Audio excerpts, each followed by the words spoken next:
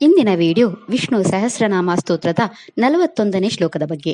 ಈ ವಿಡಿಯೋದಲ್ಲಿ ವಿಷ್ಣು ಸಹಸ್ರನಾಮದ 41ನೇ ಶ್ಲೋಕದ ಅರ್ಥವನ್ನು ತಿಳಿದುಕೊಳ್ಳೋಣ ಮತ್ತು ಈ ಶ್ಲೋಕವನ್ನು ಪಠಿಸುವುದರಿಂದಾಗುವ ಪ್ರಯೋಜನಗಳನ್ನು ಸಹ ನಾವು ತಿಳಿಯೋಣ.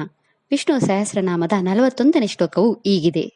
ಉದ್ಭವಾಕ್ಷೋಭನೋ ದೇವಾ ಶ್ರೀಗರ್ಭ ಪರಮೇಶ್ವರಃ ಕರಣಂ ಕಾರಣಂ ಕರ್ತಾ ವಿಕರ್ತ ಗಹನೋ ಗುಹ.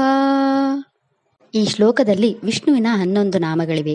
ಈಗ ವಿಷ್ಣುವಿನ ಈ ಪ್ರತಿಯೊಂದು ನಾಮದ ಅರ್ಥವನ್ನು ತಿಳಿದುಕೊಳ್ಳೋಣ. ಮೊದಲ ವಿಷ್ಣು ನಾಮವು ಹೀಗಿದೆ. ಓಂ ಉದ್ಭವಾಯ ನಮಃ. ವಿಷ್ಣು ನಾಮದ ಅರ್ಥ ವಿಷ್ಣು ಈ ಎಲ್ಲ ಲೋಕಗಳ ಹುಟ್ಟಿಗೆ ಕಾರಣನಾದವನು ಅಥವಾ ಸೃಷ್ಟಿಗೆ ಭೌತಿಕ ಕಾರಣನಾದವನು. ಎರಡನೇ ವಿಷ್ಣು ನಾಮವು ಹೀಗಿದೆ. ಓಂ ಕ್ಷೋಭನಾಯ ನಮಃ. ಈ ವಿಷ್ಣು ನಾಮದ ಅರ್ಥ ಭಗವಾನ್ ವಿಷ್ಣು ಪುರುಷ ಮತ್ತು ಪ್ರಕೃತಿ ಇಬ್ಬರನ್ನು ಸೃಷ್ಟಿಸಿದವನು. ಮೂರನೇ ವಿಷ್ಣು ನಾಮವು ಹೀಗಿದೆ. ಓಂ ದೇವಾಯ ನಮಃ. ಈ ವಿಷ್ಣು ನಾಮದ ಅರ್ಥ ಭಗವಾನ್ ವಿಷ್ಣು ಸೃಷ್ಟಿಯಂತಹ ಚಟುವಟಿಕೆಗಳಲ್ಲಿ ಆಡುವವನು ಅಥವಾ ಅಸುರರನ್ನು ಗೆಲ್ಲುವವನು. ನಾಲ್ಕನೇ ವಿಷ್ಣು ನಾಮವು ಹೀಗಿದೆ. ಓಂ ಶ್ರೀ ಗರ್ಭಾಯ ನಮಃ. ಈ ವಿಷ್ಣು ನಾಮದ ಅರ್ಥ ಭಗವಾನ್ ವಿಷ್ಣು ತನ್ನ ಸಂಪತ್ತನ್ನು ಹೊಟ್ಟೆಯಲ್ಲಿ ಇಟ್ಟುಕೊಳ್ಳುವವನು ಅಥವಾ ಹೊಟ್ಟೆಯಲ್ಲಿ ಸಂಪೂರ್ಣ ಸಂಸಾರವಿರಿಸುವವನು. ಐದನೇ ವಿಷ್ಣು ನಾಮವು ಹೀಗಿದೆ. ಓಂ ಪರಮೇಶ್ವರಾಯ ನಮಃ. ಈ ವಿಷ್ಣು ನಾಮದ ಅರ್ಥ ಭಗವಾನ್ ವಿಷ್ಣು ಅತ್ಯಂತ ಪರಿಣಾಮಕಾರಿ ಆಡಳಿತಗಾರ ಅಥವಾ ಸರ್ವೋಚ್ಚ ಮತ್ತು ಎಲ್ಲ ಜೀವಿಗಳ ಮೇಲೆ ಅಧಿಕಾರ ಹೊಂದಿರುವವನು. ಆರನೇ ವಿಷ್ಣು ನಾಮವು ಹೀಗಿದೆ. ಓಂ ಕಾರಣಾಯ ನಮಃ. ಈ ವಿಷ್ಣು ನಾಮದ ಅರ್ಥ ಭಗವಾನ್ ವಿಷ್ಣು ಪ್ರಪಂಚದ ಸೃಷ್ಟಿಗೆ ಸಾಧನವಾಗಿರುವವನು ಅಥವಾ ಈ ವಿಶ್ವದ ಉತ್ಪಾದನೆಯಲ್ಲಿ ಅತ್ಯಂತ ಪ್ರಮುಖ ಅಂಶವಾಗಿರುವವನು. ಏಳನೇ ವಿಷ್ಣು ನಾಮವು ಹೀಗಿದೆ. ಓಂ ಕಾರಣಾಯ ನಮಃ. ಈ ವಿಷ್ಣು ನಾಮದ ಅರ್ಥ ಭಗವಾನ್ ವಿಷ್ಣು ಪ್ರಪಂಚದ ಸೃಷ್ಟಿಗೆ ಕಾರಣನಾಗಿರುವವನು ಅಥವಾ ಇತರರು ಕಾರ್ಯನಿರ್ವಹಿಸುವಂತೆ ಮಾಡುವವನು. ಎಂಟನೇ ವಿಷ್ಣು ನಾಮವು ಹೀಗಿದೆ. ಓಂ ಕಾತ್ರೇ ನಮಃ.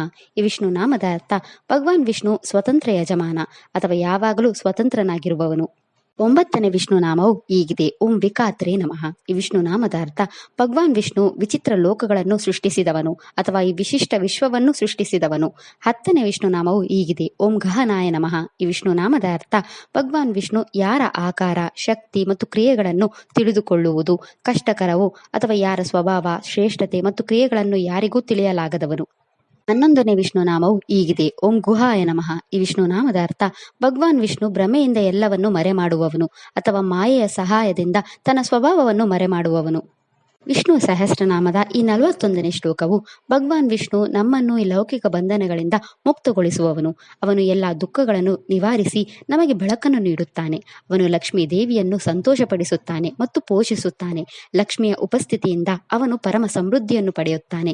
ಪ್ರತಿಯೊಂದು ಆತ್ಮವು ಅವನನ್ನು ತಲುಪಲು ಬಯಸುತ್ತದೆ. ಸಂಬಂಧಿತ ಕ್ರಿಯೆಗಳನ್ನು ಪೂರ್ಣಗೊಳಿಸಲು ಅವನು ಹಲವು ರೀತಿಯ ಕಾರಣಗಳನ್ನು ತೋರಿಸುತ್ತಾನೆ.